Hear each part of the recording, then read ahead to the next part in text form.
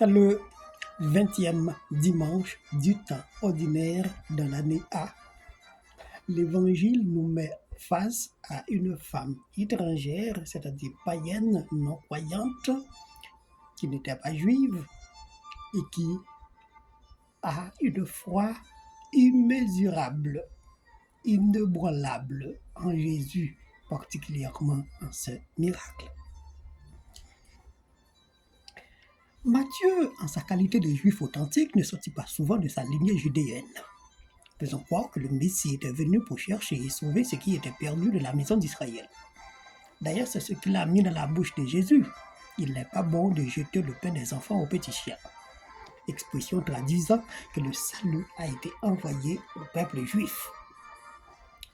Étant donné qu'on est dans le domaine de la foi pour le peuple du dehors, il fait venir une étrangère pour supplier Jésus pour la guérison de sa fille démonisée.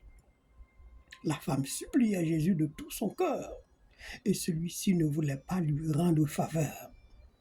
La réponse qu'elle donnait à Jésus concernant le pain des enfants, que les petits chiens peuvent bénéficier des miettes sortant de la table des maîtres, témoigne combien le peuple étranger qui ont entendu parler de Jésus commence par croire dans ce miracle. Le miracle représente toujours le signe du règne de Dieu parmi les hommes. Dieu, au milieu de son peuple, veille sur chacun de ses os. Néanmoins, ce n'est pas la raison première pour laquelle Jésus était venu. Cette femme était cananéenne, ce qui représente plus qu'un qualificatif au lieu d'un lieu quelconque dans le texte, juste voulant dire qu'elle était étrangère, païenne ou non-croyante. Canaan correspond à la terre promise pour le peuple hébreu dans le sens historique du terme. Paradis pour les chrétiens dans le sens d'avoir une conviction ferme. Personne ne connaît pas le nom de cette femme cananéenne, sinon la région dont elle est issue l'identifie à un statut étranger. Elle n'est pas juive, pourtant elle n'hésite pas à approcher Jésus au milieu de ses disciples. « Prends pitié de moi, Seigneur, fils de David, ma fille est tourmentée par un démon. » Fils de David, c'est une sorte de reconnaissance en Jésus comme Messie. Curieusement, Jésus ne lui répondait pas si vite comme il en avait l'habitude d'en faire dans d'autres occasions. Et la femme renouvelle à plusieurs reprises sa demande jusqu'à ce que les disciples la trouvent nuisible. Après insistance, Jésus réagit subtilement. Il n'est pas bon de prendre le pain des enfants et de le jeter aux petits chiens. Et la femme, quant à elle, ajoute « Oui, Seigneur, mais justement, les petits chiens mangent les miettes qui tombent de la table de leur maître. » Jésus n'en avait pas d'autre choix que de lui donner satisfaction, parce que la foi exprimée par cette femme lui fait tressaillir aux entrailles. Bien des fois, c'était l'entraille de pitié de Jésus qui tressaille en voyant la misère des gens. Cette fois-ci, c'est une païenne qui vient piquer ses entrailles avec sa supplication confiante et déterminante. Que tout se passe pour toi comme tu le veux.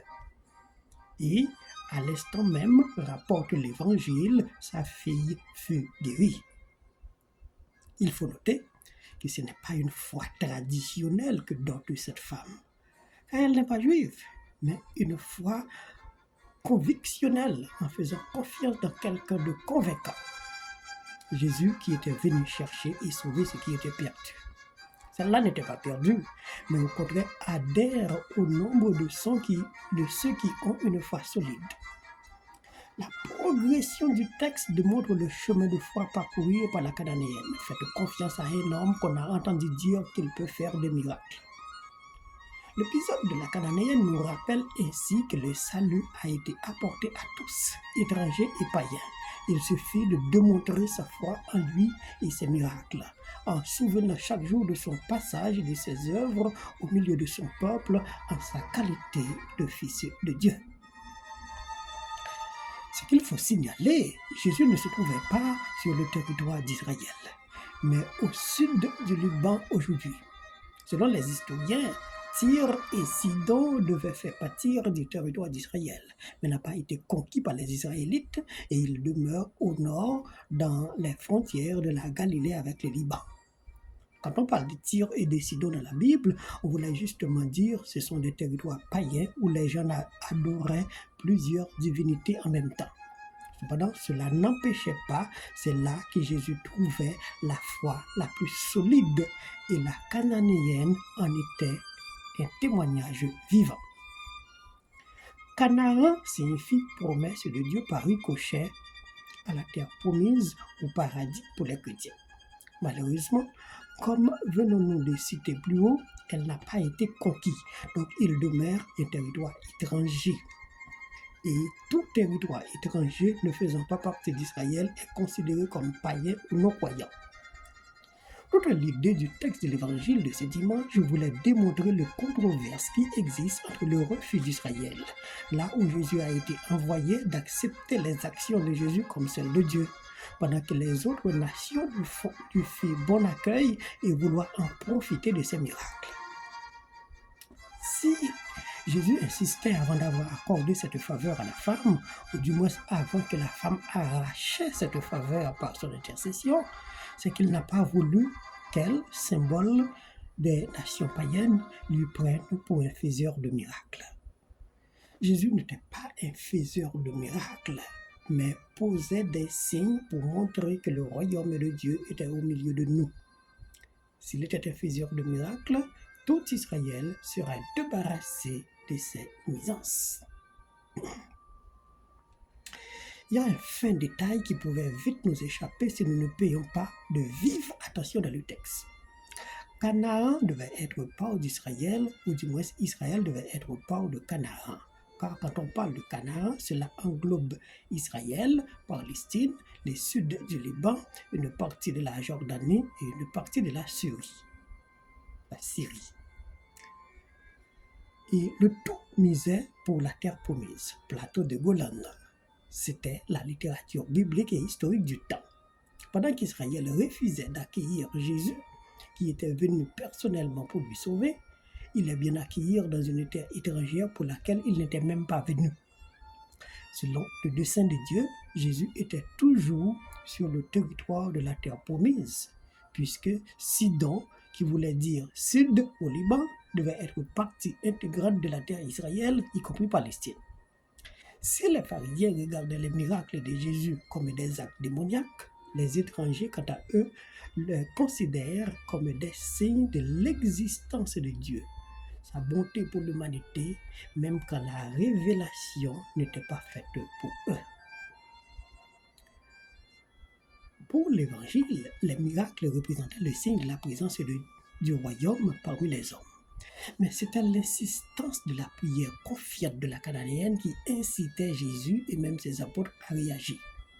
Une telle supplication ne peut laisser indifférent un homme aux entrailles sensibles comme Jésus.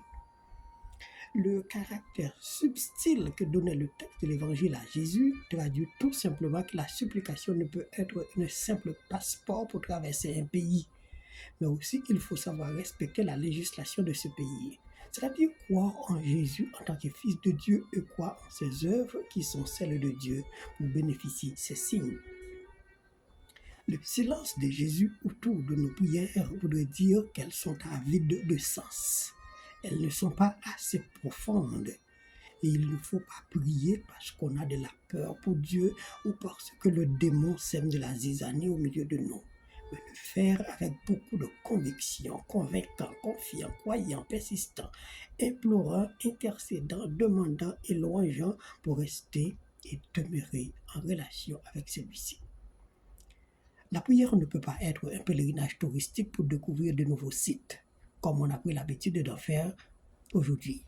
Il faut qu'elle soit persévérante, déterminante et pointée sur un horizon fixe. Sinon, vous gaspillez de l'argent et du temps sans découvrir ce que désire votre cœur vraiment. Si vous croyez seulement au miracle, en parcourant d'un site religieux à l'autre, vous êtes à peine commencé de perdre votre temps et votre argent. C'est en Jésus qu'il faut croire d'abord et après en ses œuvres. Notre vrai pèlerinage, c'est de fixer la croix du Christ pour trouver la guérison des morsures de tous les serpents sociaux, psycho, mentaux et religieux. Voilà le fondement de la foi. Ce que nous devrions savoir, Dieu laisse l'univers aux mains de l'homme pour le manipuler, les diriger, les conduire, le gouverner, l'ordonner et les guider sans introduire lui-même dans le management. Après avoir donné capacité, possibilité, dextérité, doigté à celui-ci pour le mener à bon port, tandis qu'il reste dans un endroit où l'on ne peut se complaindre contre qui que ce soit. À nous de savoir manœuvrer le monde. Les pharisiens avaient mal interprété les miracles en les accusant venus du démon, tandis qu'on ne peut pas compter sur la foule qui ne prenne pas vraiment les choses au sérieux. Et si elle les prenait quelquefois, cela manque de profondeur. Il n'y a rien d'aplomb pour une foule, pas de gravitation, rien n'est subtil en termes de valeur d'approfondissement. L'attitude de Jésus par rapport à la cananéenne voudrait dire être tranquille avec les emmerdeurs. Ils ne sont pas venus faire grandes choses, même dans les grands pèlerinages que vous constatez. Tandis que lui-même, il a une tâche définie et précise pour accomplir la volonté du Père en tout. Cependant, c'est l'insistance de la prière de cette femme persistante qui intimide Jésus. Tant que celui-ci refuse de la donner satisfaction à ce qu'elle réclame, elle persiste et insiste. Cela voudrait justifier sa foi, sa conviction. Elle est convaincante. Elle a confiance dans ce qu'elle recherche. On dirait Jésus a éprouvé la foi de cette femme, ou du moins il l'a forcée à avoir une foi solide. Et celle-là n'avait aucune peur ou hésitation qu'elle n'obtienne pas ce qu'elle cherche. Elle alla jusqu'à faire une boutade de son humiliation en paraphrasant Jésus. Les petits chiens mangent les miettes qui tombent de la table de leur maître. Jésus parle des enfants, c'est-à-dire enfants de la maison d'Israël. La femme parle des maîtres, c'est-à-dire ceux à qui le pain a été dédié. Quelle est cette perspicacité qui captait même la dextérité de Jésus? À cela, il ne pouvait faire aucune économie du salut. Il faut qu'il laisse tomber de ses mains le pain qui a été multiplié au désert jusqu'à ce qu'il y en restait des paniers pour les païens comme cette femme. Aujourd'hui, une mendiante vient le lui supplier pour bénéficier un morceau de ce pain ramassé dans les paniers par les disciples.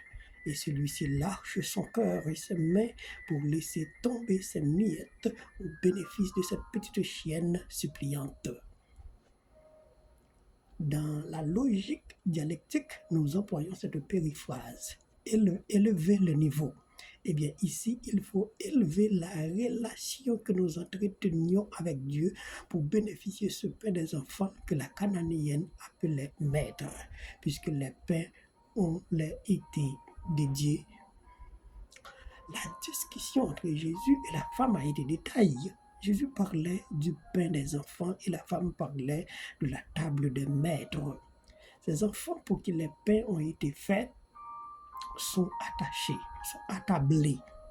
Tandis que ceux qui n'ont pas eu la chance d'être à cette table sont en quête des miettes tombant de cette table. Est-ce que la bonté et la pitié de Jésus pouvaient rester sans être ébranlés devant une telle foi?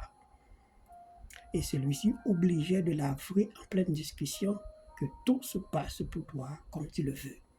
Voilà l'expression propre de Jésus pour cette conviction combien convaincante. L'espérance des terres païennes a été manifestée par la foi de cette femme qui, grâce à sa persévérance, a arraché son salut dans le cœur même de Jésus. Le pain des enfants a été aussi mangé par les nations païennes. Ce peuple que les psaumes ont appelé le peuple de prêtres, c'est-à-dire destiné pour apporter le message de salut aux autres nations, de par l'arrivée de Jésus en cette terre païenne, le message a été aussi dispensé. Allez dire au monde entier les merveilles de Dieu.